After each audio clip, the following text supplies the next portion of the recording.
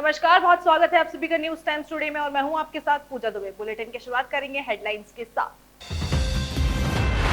UGC net की परीक्षा में पर्चा लीक होने का मामला, समाजवादी छात्र और एनएसयूआई का धरना प्रदर्शन। राजस्थान में बदला मौसम का मिजाज, तेज हवाओं के साथ हुई बरसात।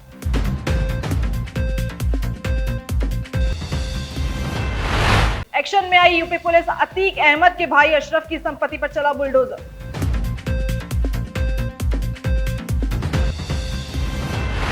सैकड़ों महिलाओं ने किया सीएम भजनलाल शर्मा का अभिनंदन। थर्ड ग्रेड टीचर्स भर्ती में महिला आरक्षण 50% होने पर सीएम का जताया अभिनंदन।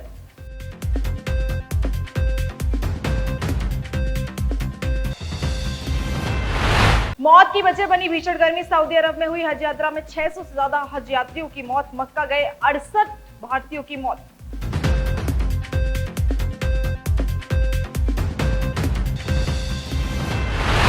बिग बॉस ओटीटी सीजन 3 के कंटेस्टेंट का नाम हुआ कंफर्म, अनिल कपूर करेंगे होस्ट।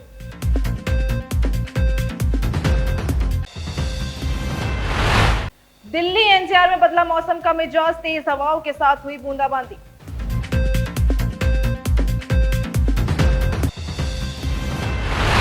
यूजीसी नेट 2024 परीक्षा रद्द, परीक्षा में गड़बड़ी की शिकायत के बाद सरकार ने लिया फैसला।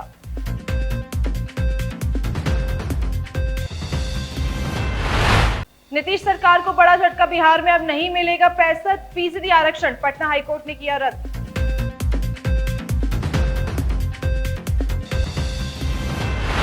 शूटिंग के दौरान घायल हुई प्रियंका चोपड़ा, सेट पर एक स्टंट सीन शूट करने के दौरान गर्दन पर लगी चोट।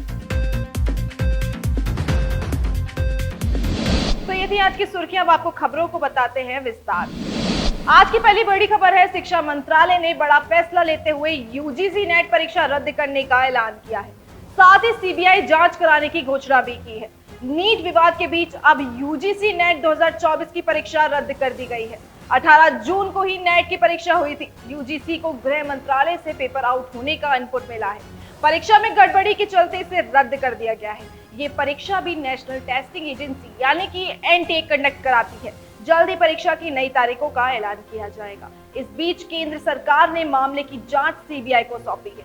यूजीसी नेट की परीक्षा देश भर की यूनिवर्सिटी में PhD admission, junior research fellowship और असिस्टेंट प्रोफेसर के पद के लिए होता है। 317 शहरों के 1205 सेंटरों में मंगलवार को ये परीक्षा हुई थी। कुल 9,09,508 छात्र छात्राओं ने नेट की परीक्षा दी थी। पहले नीट विवाद को लेकर देश भर में प्रदर्शन हो रहा था। अब बच्चों में यूजीसी नेट परीक्षा रद्द को लेकर भी रोष है।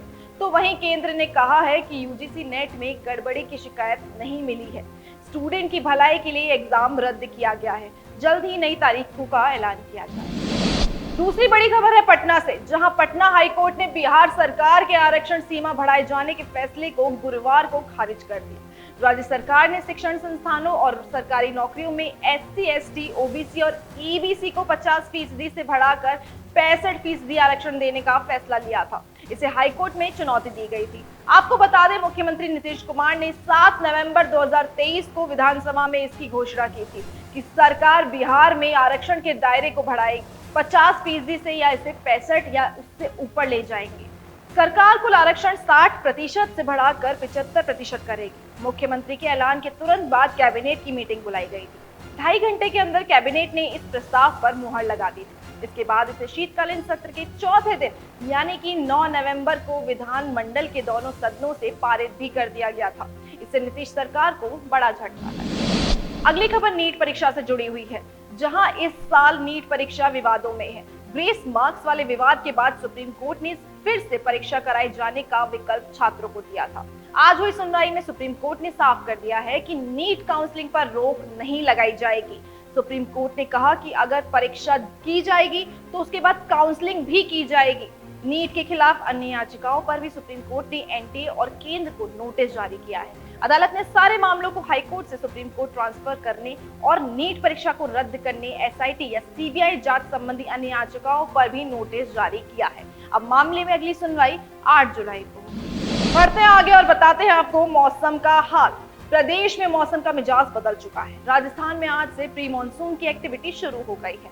मौसम विभाग ने राजस्थान के 12 जिलों में ऑरेंज अलर्ट जारी किया है। जयपुर, जयपुर शहर, दौसा, अलवर, भरतपुर, धौलपुर, करौली, सवाई माधोपुर, टोंक, बूंदी, सीकर, अजमेर, भीलवाड़ा जिले में अलर्ट जारी किया है। मेघ गर्जन, वज्रपात के साथ हल्की से मध्यम वर्षा की संभावना जताई गई है।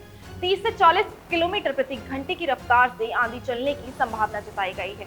वहीं आगामी 3 घंटे के लिए अलर्ट भी जारी किया है। आपको बता दें कि इससे पहले राजस्थान की जयपुर राजधानी में मौसम का मिजाज बदला और शहर के कई इलाकों में बादल बरसे, जिससे तेज गर्मी से लोगों को राहत मिली। साथ ही तापमान में भी गिरावट दर्ज हुई।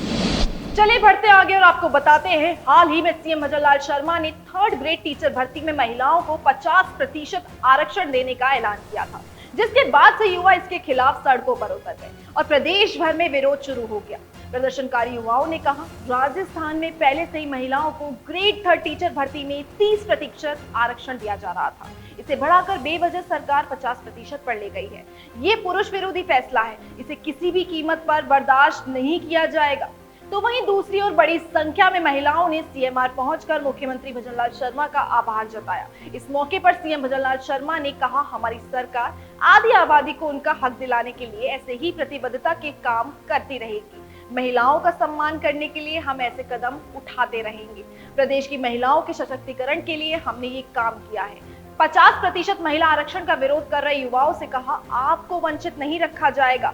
आगे बहुत वैकेंसी आने वाली हैं। किसी भी कीमत पर हमारे प्रदेश के युवाओं को निराशा हाथ नहीं लगेगी। उनकी जो आशा है उसके अनुरूप हमारी सरकार काम करेगी। अगली खबर है, नीट एग्जाम विवाद पर आज राहुल गांधी ने प्रेस कॉन्फ्रेंस की और उन्होंने कहा, भारत जोड़ो यात्रा के दौरान हजारों युवाओं ने पेपर लीक की शिकायत की थी। अब नीट पेपर में घोटाले की बात सामने आई है। नेट यूजीसी रद्द हो गई है। खबरें थी कि पीएम मोदी ने रूस यूक्रेन के बीच लड़ाई एक फोन करके रुकवा दी थी। गाजा और इजराइल की लड़ाई भी एक फोन करके रुकवाई थी।